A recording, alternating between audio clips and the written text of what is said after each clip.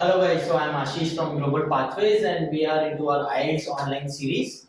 Last time we covered IELTS reading question types, multiple choice questions, sentence completion, summary completion, matching heading, and today we are going to discuss the most difficult question जो सबसे ज़्यादा students को difficult लगता है IELTS true false not given. Right?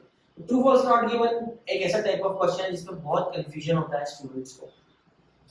What is true false not given type of question? So true false not given type of question, if you will see passage आपको दिया रहेगा, right? In passage में जो information है उसके basis पे you will be given statements in the question. Question 1, question 2, question 3 आप देखेंगे पूरे statements दिए हुए हैं. Now you will have three options. Either you can mark the statement true or false or not given, right? तो ये तीन option आपको मिलते हैं. बट क्यों कंफ्यूजन होता है, क्यों स्टूडेंट इसको सही नहीं कर पाते, क्यों प्रॉब्लम होती है? बिकॉज सबसे ज्यादा कंफ्यूजन होता है फॉल्स और नॉट गिवन. राइट नाउ आपको करना क्या है, आपको स्टेटमेंट को ट्रू आप कब मार्क कर सकते हैं? आप ट्रू तभी मार्क कर सकते हैं जब क्वेश्चन जो स्टेटमेंट है, क्वेश्चन स्टेटमेंट में जो इंफॉर्मेशन दी हुई है वो इंफॉर्मेशन आप पैसेज में इंफॉर्मेशन जो दी हुई है उसको पढ़ के you can verify that information, right? This statement is verifiable by the information given in the passage.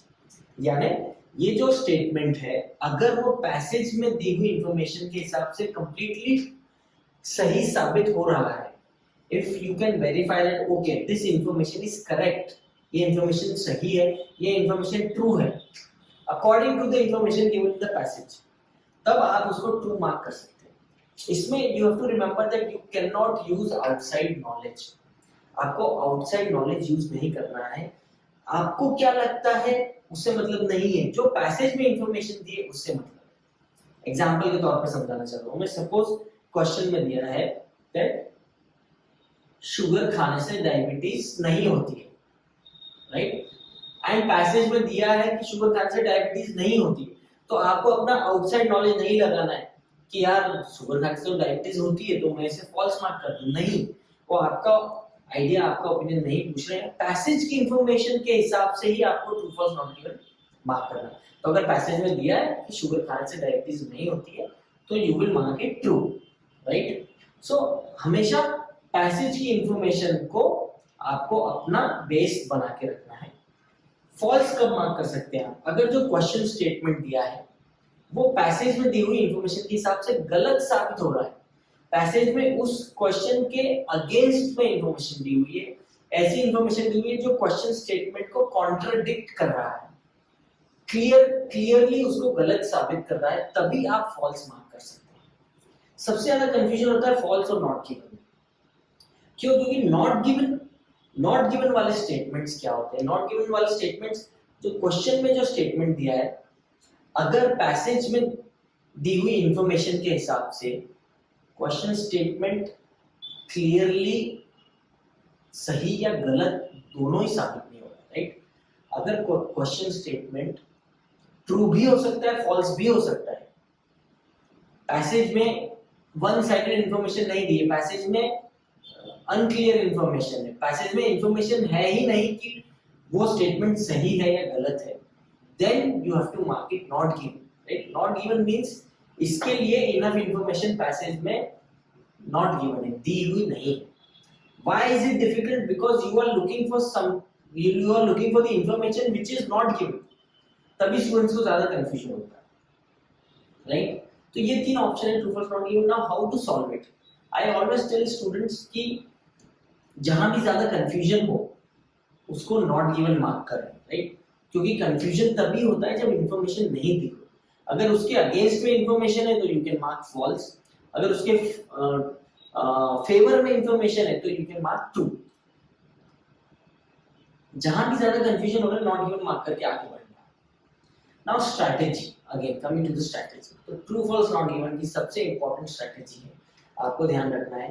True false not given के क्वेश्चंस के आंसर्स हमेशा सीक्वेंस में होते हैं. They are always in sequence. What does sequence means? हमने हमारे previous videos में पढ़ी है sequence strategy, but I will again revise it for you. Sequence का क्या मतलब है कि अगर question 1 का आंसर लेट्स सपोज आपको यहाँ मिलता है इस लाइन में, राइट? तो सीक्वेंस स्ट्रेटेजी का मतलब है कि क्वेश्चन 1 का आंसर जहां भी मिला है, क्वेश्चन 2 का आंसर उसके आगे ही मिलेगा, उसके बाद में ही मिलेगा, इसके ऊपर नहीं मिलेगा, राइट? तो इसके ऊपर आपको नहीं ढूंढना है उसका आंसर, क्वेश्चन 2 का आंसर इसके बाद ही मिलेगा. So this makes it very easy. Suppose आपने क्वेश्चन 1 मार्क कर दिया, आप इसके नीचे ही ढूंढना है आपको क्वेश्चन 2 का आंसर. लेट्स से क्वेश्चन 2 का आंसर आपको यहाँ मिलता है, तो नाउ दिस मींस कि क्वेश्चन 3 का आंसर इसके बाद ही मिलेगा, राइट? तो अगर आपको इसके बाद क्वेश्चन 3 के लिए कोई इंफॉर्मेशन नहीं मिल रही है तो you can mark it not given, या इसके बाद आपको क्वेश्चन 3 के लिए इंफॉर्मेशन ट्रू या फॉल्स मिलती है, accordingly you can mark. So sequence strategy is very important in true false not given. Sequence strategy आपको ध्यान रखना है. The second most important strategy of true false not given, there will be at least one type of every answer. क्या मतलब है इसका? So अगर true false not given की क्वेश्चन है तो एटलीस्ट हर एक क्वेश्चन का आंसर, किसी ना किसी क्वेश्चन का आंसर ट्रू होगा, किसी ना किसी का फॉल्स होगा, किसी ना किसी का नॉट गिवन होगा. इसका मतलब एक ना एक क्वेश्चन का आंसर ट्रू होगा ही, एक का फॉल्स होगा, एक का नॉट गिवन होगा, राइट? तो this is very important strategy guys, आप इसको हमेशा ध्यान में रखें.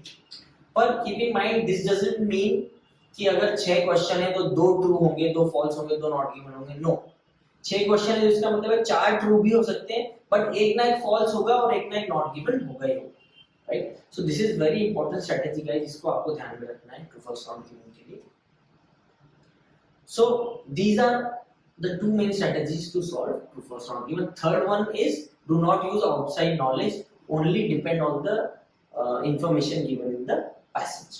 Okay, so this is true false not given. अब कभी-कभी in fact a lot of times similar type of question भी आपको एग्जाम में आता है, which is yes no not given, right? So I'll show you yes no not given question. Okay, so this is a sample yes no not given question. तो if you will see बहुत similar type of question है. See again question में statements दिए हैं and 3 option either you can mark yes no or not given, right? And same है, if the statement agrees with the information given in the passage, then you have to mark yes. If it disagrees or contradicts, then no. If there is no